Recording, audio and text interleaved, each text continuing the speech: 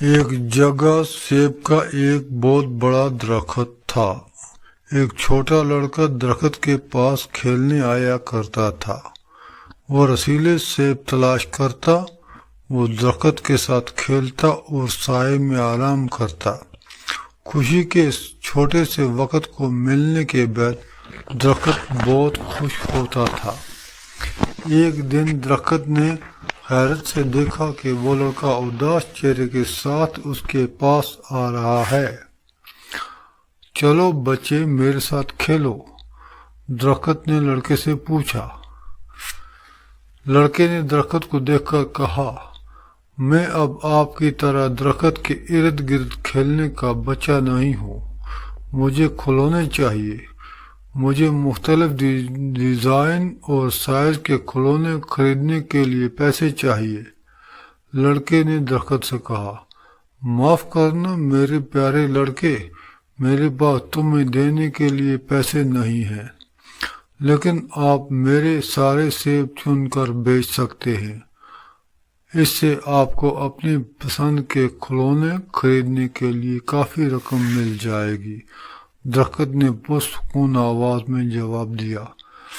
لڑکے نے سارے سیب اتار لیے اور خوشی خوشی چلا گیا۔ اس نے سیب بیچ کر رقم حاصل کی، اس نے اپنی پسند کے کھلونے خریدے۔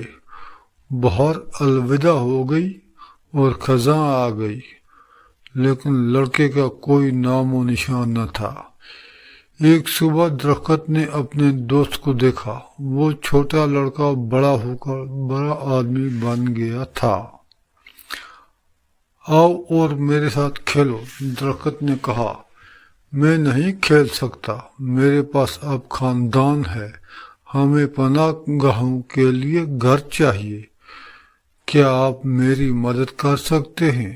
آدمی نے جواب دیا، معذرت، میرا کوئی گھر نہیں ہے، لیکن تم اپنا گھر بنانے کے لیے میری شاخیں کاٹ سکتے ہو، درخت نے آدمی سے کہا۔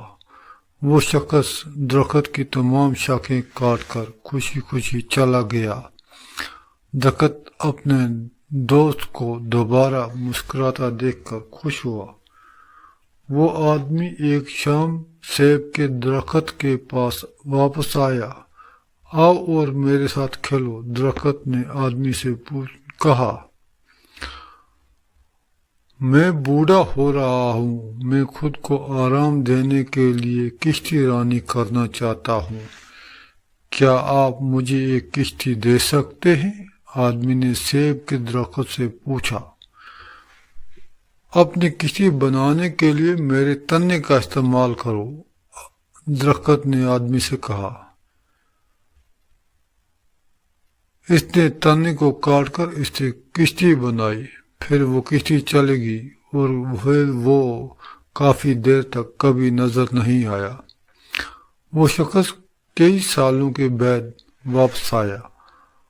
معاف کرنا میرے لڑکے، لیکن میرے پاس آپ کو پیش کرنے کے لیے کچھ نہیں ہے، میرے پاس اب تمہارے لیے کچھ نہیں ہے، مزید سیب نہیں، مزید شاخیں نہیں، تمہیں میرے اوپر چڑھنے کے لیے مزید تنے نہیں، درخت نے کہا۔